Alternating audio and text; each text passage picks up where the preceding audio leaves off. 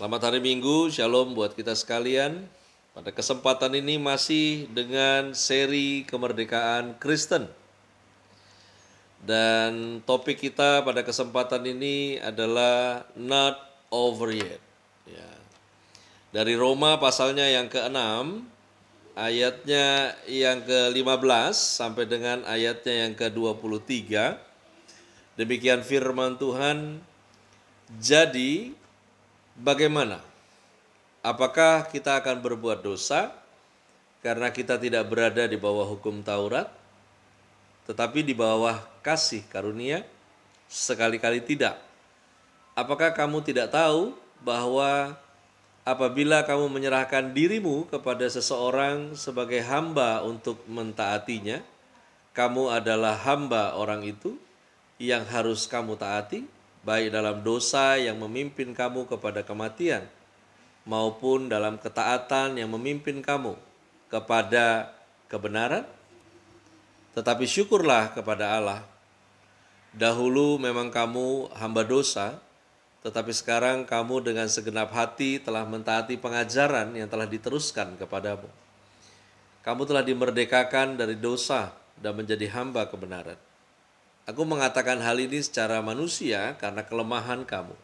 Sebab sama seperti kamu telah menyerahkan anggota-anggota tubuhmu menjadi hamba kecemaran dan kedurhakaan yang membawa kamu kepada kedurhakaan. Demikian hal kamu sekarang harus menyerahkan anggota-anggota tubuhmu menjadi hamba kebenaran yang membawa kamu kepada pengudusan. Sebab waktu kamu hamba dosa, kamu bebas dari kebenaran. Dan buah apakah yang kamu petik daripadanya? Semuanya itu menyebabkan kamu merasa malu sekarang. Karena kesudahan semuanya itu ialah kematian. Tetapi sekarang setelah kamu dimerdekakan dari dosa dan setelah kamu menjadi hamba Allah, kamu beroleh buah yang membawa kamu kepada pengudusan. Dan sebagai kesudahannya ialah hidup yang kekal. Sebab upah dosa ialah maut, tetapi karunia Allah ialah hidup yang kekal dalam Kristus Yesus Tuhan kita. Sesungguhnya, sebuah kemerdekaan tidak membuat kehidupan itu sendiri berhenti. Justru berlanjut dengan pola yang berbeda. Kurang lebih pesan dari Paulus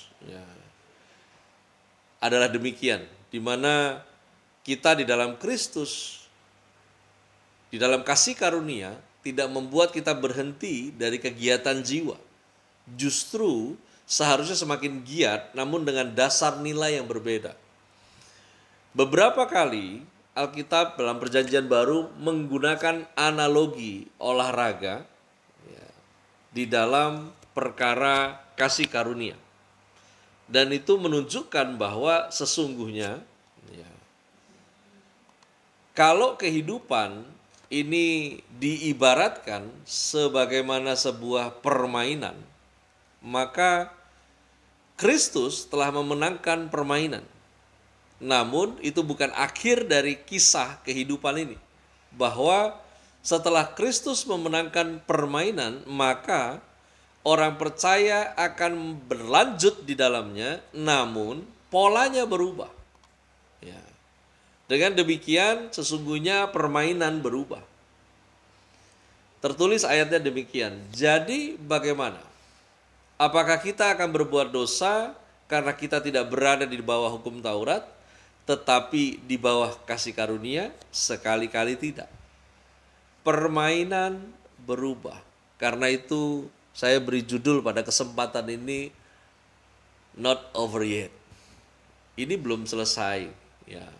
Permainan berubah. Apa saja yang berubah? Di antaranya adalah status dan cara permainan itu berubah. Tertulis ayatnya, apakah kamu tidak tahu bahwa apabila kamu menyerahkan dirimu kepada seseorang sebagai hamba untuk mentaatinya, kamu adalah hamba orang itu yang harus kamu taati. Status permainan berubah. Cara bermainnya juga berubah. Karena itu sesungguhnya dalam kemerdekaan orang percaya, sekarang yang kita hadapi adalah Anda memilih perjuangan hidup atau memilih perayaan hidup. Sesungguhnya dua hal ini adalah hasil dari kita ini masih bermain di area yang mana. Ya, apakah status dan cara permainan kita masih di bawah Taurat atau status dan cara bermain kita di bawah kasih karunia? Karena ketika masih di bawah hukum Taurat, maka sesungguhnya disebut sebagai perjuangan hidup. Nah, kalau Anda dan saya sekarang berada di bawah kasih karunia, maka kita berada pada perayaan hidup. Seharusnya orang-orang yang masuk dalam sebuah perayaan penuh dengan sukacita, penuh dengan semangat, penuh dengan harapan yang pasti, penuh dengan pandangan yang jelas, penuh dengan kepastian. Karena memang berbeda antara perjuangan hidup dan perayaan hidup. Oleh Kristus, berjuang untuk hidup sudah diselesaikan. Sehingga Anda dan saya yang percaya itu merayakan hidup yang Kristus berikan. Ini yang saya sebut perjuangan hidup versus perayaan hidup.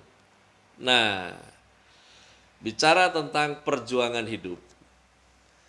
Perjuangan hidup konteksnya hamba dosa. Sementara perayaan hidup konteksnya hamba kebenaran.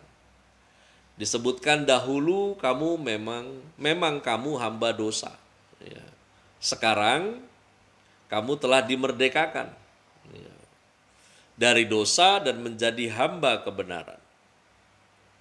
Oleh karena itu berbeda pola. Perhatikan baik-baik supaya Anda dan saya paham statusmu dan cara bermainnya sekarang dalam kehidupan ini.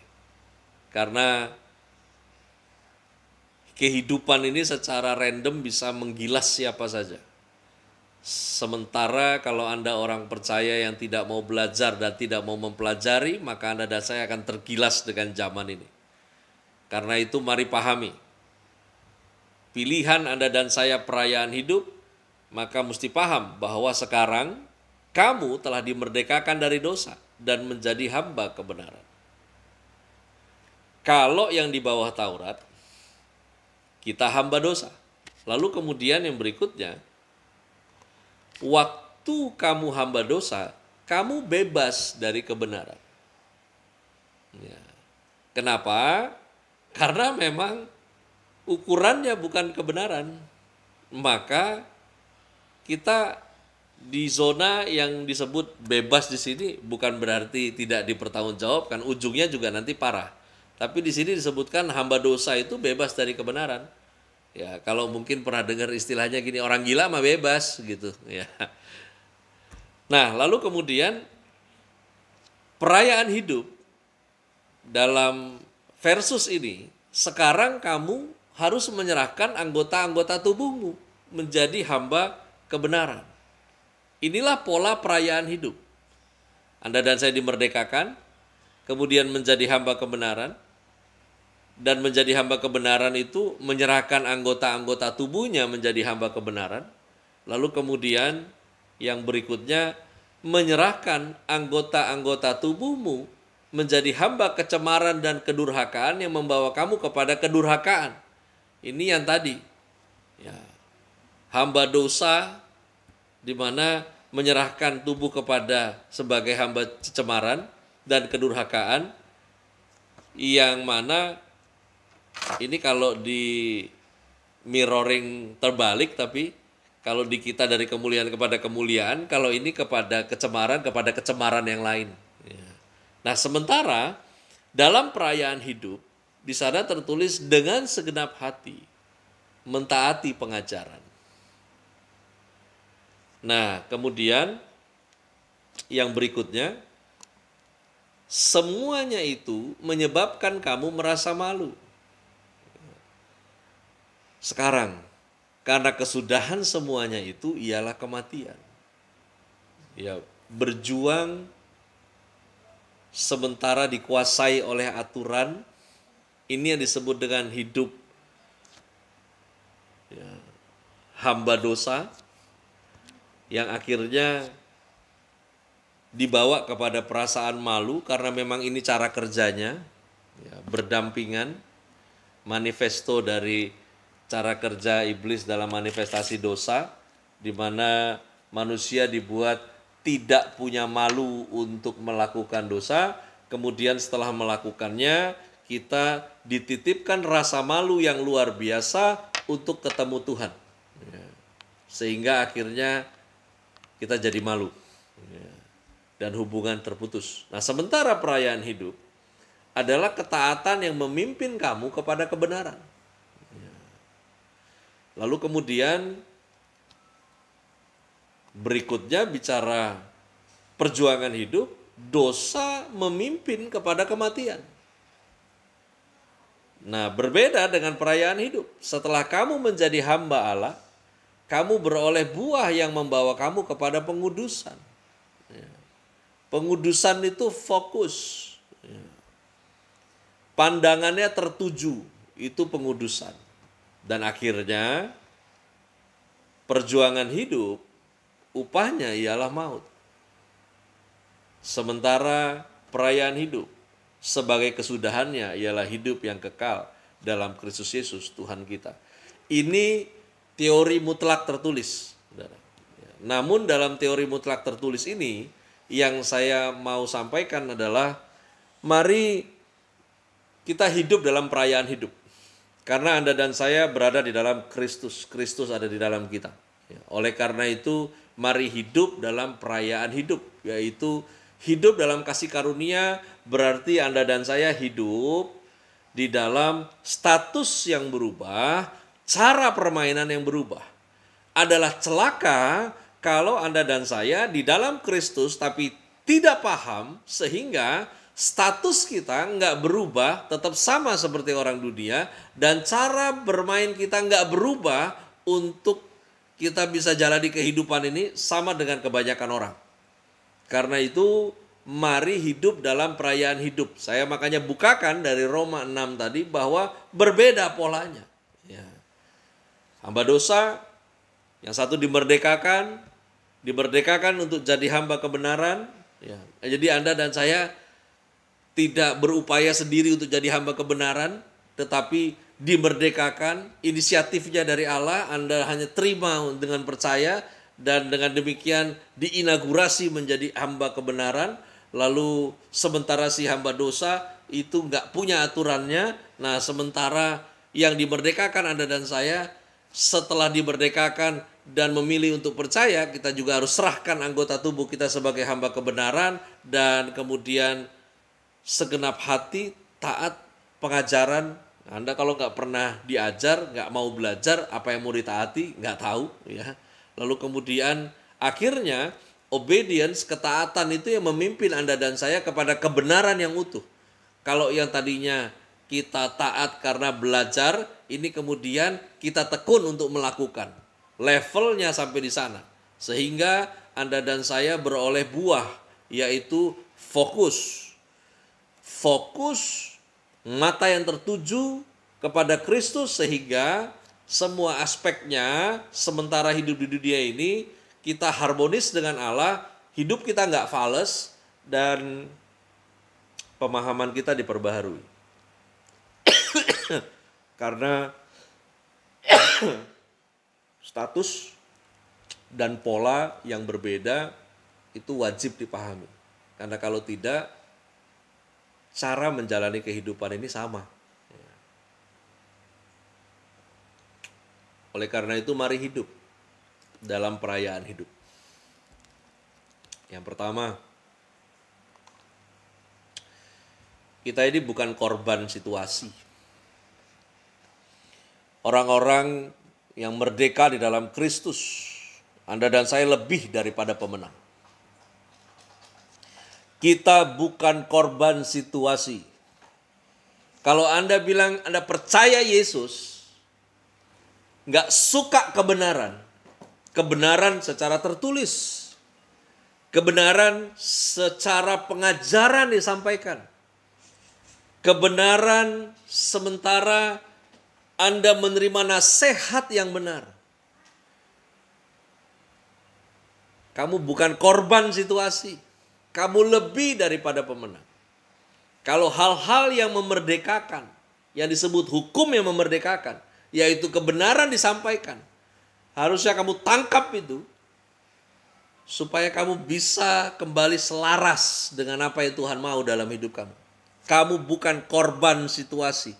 Kamu gak bisa hidup dalam perayaan hidup kalau kamu merasa korban situasi. Dan lebih gila lagi kalau kamu menikmati sebagai korban situasi. Terlalu banyak orang yang ada di dalam Oikumene Fellowship Service, ketika ditegur, ketika diberitahu apa yang benar, mundur teratur, mulai hilang perlahan. Saya tahu memang Alkitab bilang hidup itu seperti uap. Tapi ini bukan berarti setelah kau terima kebenaran lalu kau mulai sembunyikan hidupmu. Dan kau mulai menghilang seperti uap. Ada yang saya bantu beritahu jalannya yang benar, hilang. Bisa ngeblok WA, bisa hilang dari grup Zoom, hilang. Ya. Tapi terserah kau lah. Kalau kau mau memilih untuk perjuangan hidup. Karena aku memilih untuk perayaan hidup.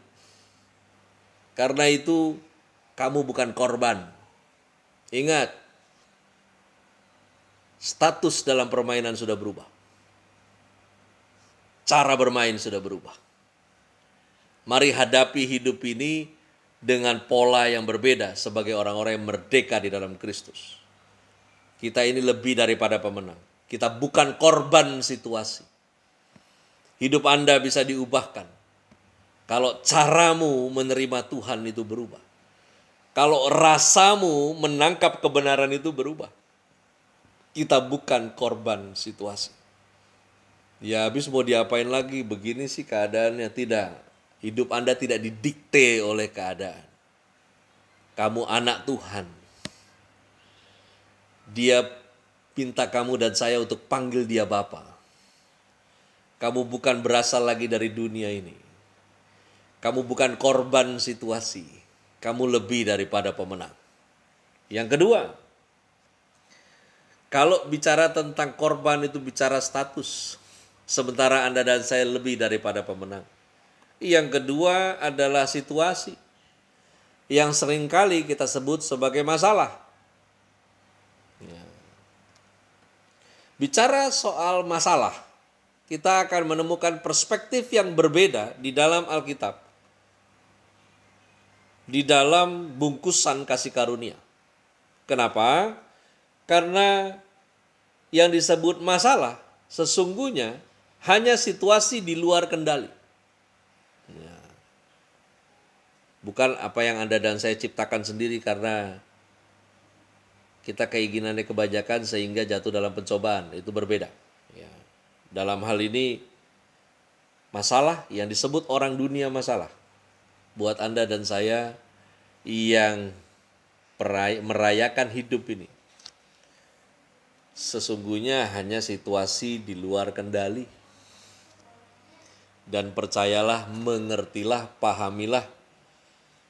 Ketika situasi di luar kendali, sementara Anda dan saya orang-orang yang merdeka di dalam Kristus, Tuhan itu berdaulat. Ya. Tuhan berdaulat.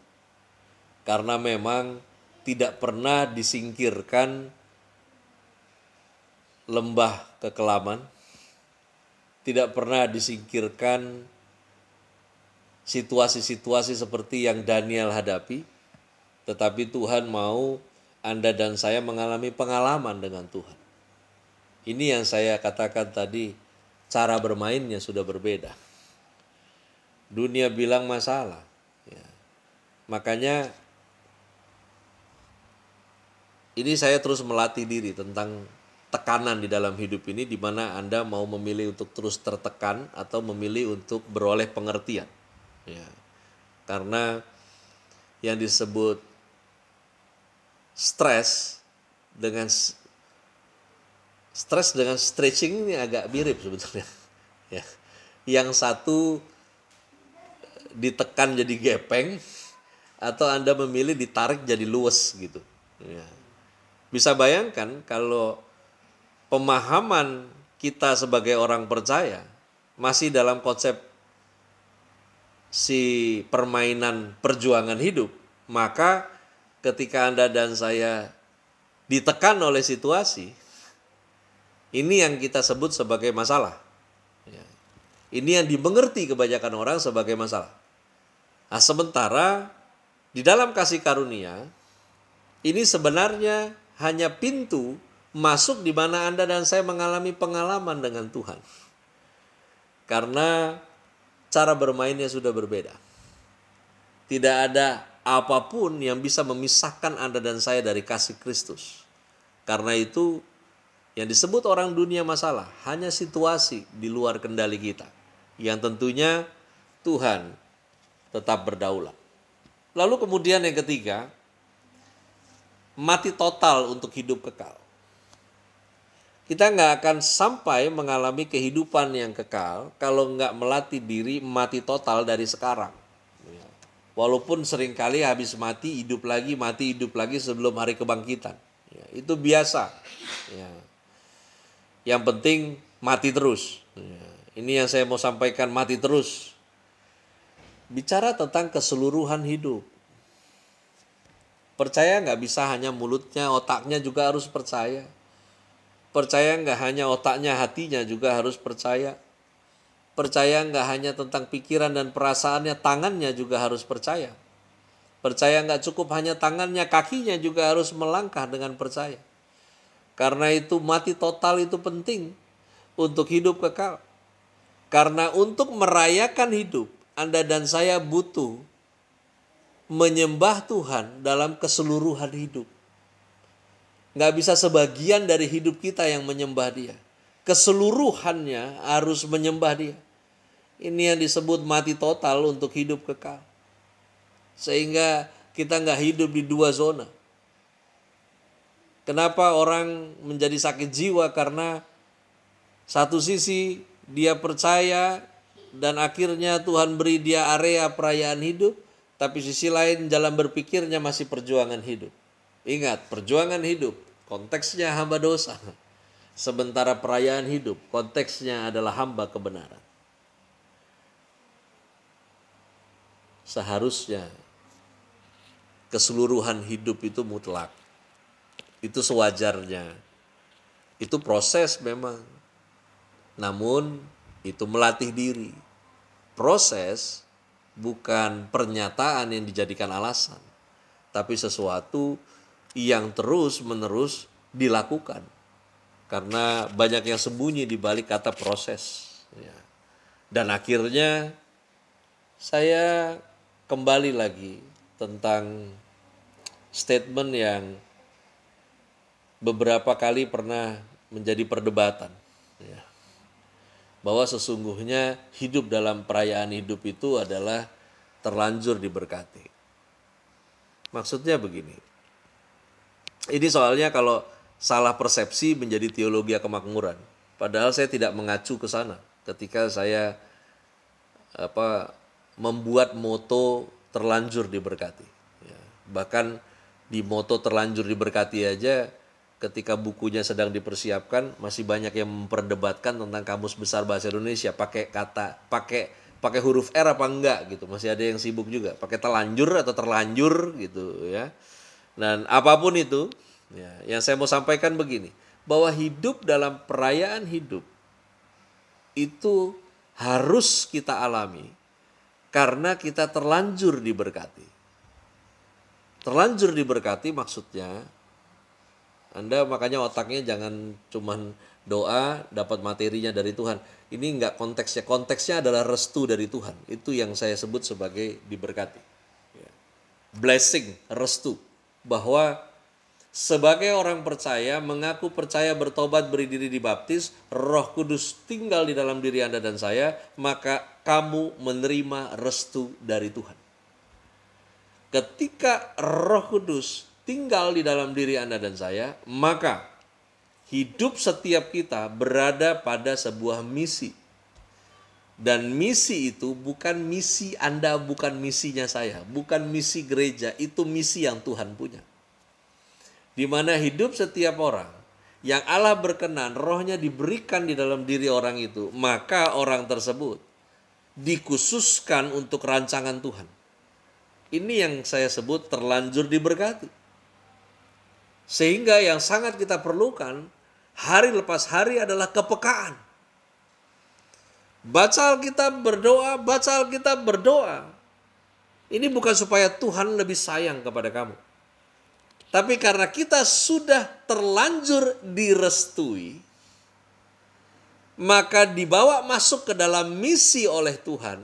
Oleh karena itu, kita butuh kepekaan. Baca jadi tahu, doa semakin peka, tahu peka, itulah siklus yang disebut dengan intimacy. Yang sesungguhnya demikian. Makanya kemarin tuh ada sempat saya baca quotes ya.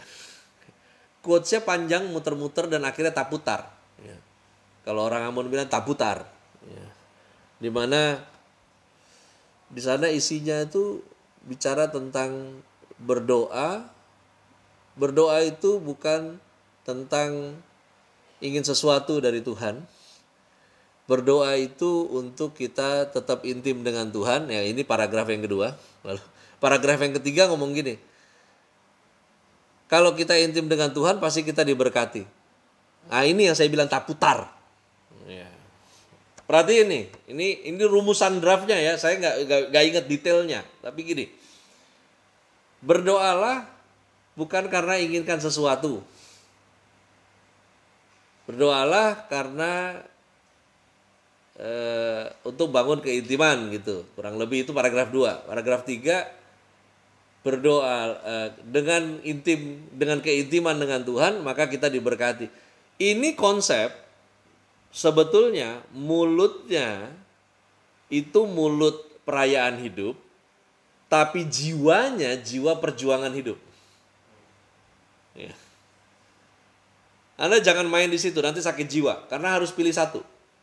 Anda mau masuk perjuangan hidup atau masuk dalam perayaan hidup? Karena di dalam kasih karunia, harusnya Anda dan saya ada dalam perayaan hidup. Kalau quotes itu mau dibenahi, harusnya konsepnya begini. Karena saya sudah terlanjur diberkati, hidup saya dimasukkan oleh Allah sebuah misi yang daripadanya. Sehingga hidup saya harus fokus pada tujuan Tuhan. Maka saya harus berdoa. Bukan karena untuk dapat sesuatu, tetapi supaya saya semakin paham kemana arah Tuhan mau bawa saya, sehingga hidup saya semakin dekat dengan tujuannya digenapi. Kalau mau bicara minta, mau bicara segala macam, segala ini, udah terlanjur diberkati kau, tenang aja. Ya. Well done. Gak hanya cukup, kelimpahan Tuhan beri buat kau. Hanya sekarang, Mari berdiri dengan status yang baru, yang memang Tuhan jadikan buat Anda dan saya, dan pahami. Di dalam kasih karunia, permainan dilakukan dengan cara yang baru. Sekali merdeka di dalam Kristus, jangan berangkat lagi menjadi hamba dosa. Karena hidup ini indah. Dan Tuhan mau Anda nggak berjuang lagi untuk sesuatu yang Tuhan sudah perjuangkan. Gak usah kejar lagi segala sesuatu yang akan datang sendiri yang Tuhan kerjakan dalam hidup Anda. Karena kita bukan korban situasi. Karena hanya situasi di luar kendali, bukan berarti itu masalah. Tapi justru itu pintu Anda dan saya mengalami pengalaman dengan Tuhan. Dan mari mati total dalam menyembah Dia. Dan akhirnya mari intim untuk kepekaan. Karena mata kita kadang gak sanggup untuk melihat lebih jelas. Tapi hati yang dibukakan, pikiran yang diberi pengertian, itu paling tidak kita bisa lihat sehari demi sehari menjadi paham. Tuhan Yesus memberkati kita semua.